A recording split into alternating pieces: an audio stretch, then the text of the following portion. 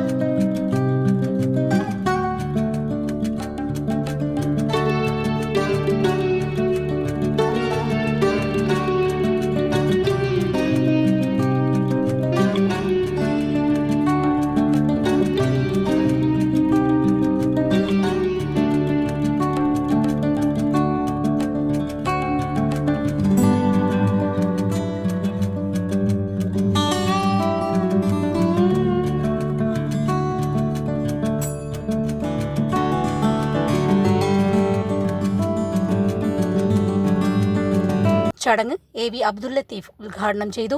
പണ്ട് താടിക്കാരൻ ഔലി പാടി വന്ന പാട്ട് കേട്ടതല്ലേ ഞമ്മളി രാമായണം കഥ പാട്ട്. ഇങ്ങനെയാണ് ഈ മാപ്പിള രാമായണം തുടങ്ങുന്നത്. മുസ്ലിങ്ങളുടെ ലാഹിലാഹ ഇല്ലല്ലാഹു ലാഹിലാഹ ഇല്ലല്ലാ ഈ ഈണത്തിൽ പാടിത്തുടങ്ങി ആ രാമായണത്തിലെ കഥ മുഴുവൻ 5 ഭാഗങ്ങളായിട്ട് പണ്ട് ഏതോ ആൾ, ഒരു അസൻകുട്ടി എന്ന് പറയുന്ന ആളാണ് പാടി നടന്ന് കേട്ടിട്ട് നമ്മുടെ കുഞ്ഞിരാമൻ നമ്പ്യാർ അത് പുസ്തക രൂപത്തിൽ എഴുതി തയ്യാറാക്കിയിട്ടുള്ളത്. ഇതേ തിരിച്ചും മുസ്ലിങ്ങളുടെ സംസ്കാരത്തിൻ്റെ കാര്യങ്ങൾ ഏറ്റെടുത്തും ഹിന്ദുക്കളുടെ ഹൈന്ദവരുടെ ആരാധന ഗാനങ്ങളൊക്കെ ഈ രീതിയിൽ തയ്യാറാക്കിയിട്ടുണ്ട്. ഇങ്ങനെ പരസ്പരം അത് സാഹിത്യത്തിൻ്റെ കാര്യത്തിലായാലും അതേപോലെ തന്നെ കലയുടെ കാര്യത്തിലായാലും ഭക്ഷണത്തിൻ്റെ കാര്യത്തിലായാലും നിങ്ങൾക്കൊക്കെ ഓർമ്മയുണ്ടാവും. ഒരുപക്ഷെ പണ്ട് ഒരു 10, 30, 40 കൊല്ലം മുമ്പ് ഉണ്ടായിരുന്ന ബിരിയാണിയൊക്കെ അന്ന് മുസ്ലിങ്ങളുടെ വീടുകളിൽ മാത്രമേ ഉണ്ടായിരുന്നു. മുസ്ലിങ്ങളുടെ കല്യാണത്തിന് മാത്രമേ ബിരിയാണിയൊക്കെ ഉണ്ടായിരുന്നുള്ളൂ. മറ്റു മതസ്ഥരുടെ ആഹാര രീതിയിൽ ബിരിയാണി ഒരു വസ്തുവായിരുന്നില്ല. ഇന്ന് എല്ലാ വീട്ടിലും ബിരിയാണി വെക്കുന്നുണ്ട്.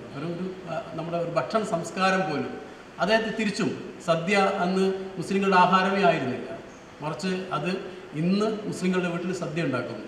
അപ്പോൾ പരസ്പരം ആ ഭക്ഷണം, കല, സാഹിത്യം എല്ലാ രീതിയിലും പരസ്പരം ഇഴുകിച്ചേർന്ന് ആണ് നമ്മളുടെ കേരളം ഇന്നത്തെ രീതിയിൽ നമ്മളിങ്ങനെ മുന്നോട്ട് പോയിക്കൊണ്ടിരിക്കുന്നത്. സെക്രട്ടറി മോഹൻ രാജ് സ്വാഗതം പറഞ്ഞ ചടങ്ങിൽ Thodannur block panchayat president T K. Ashraf അധ്യക്ഷത വഹിച്ചു.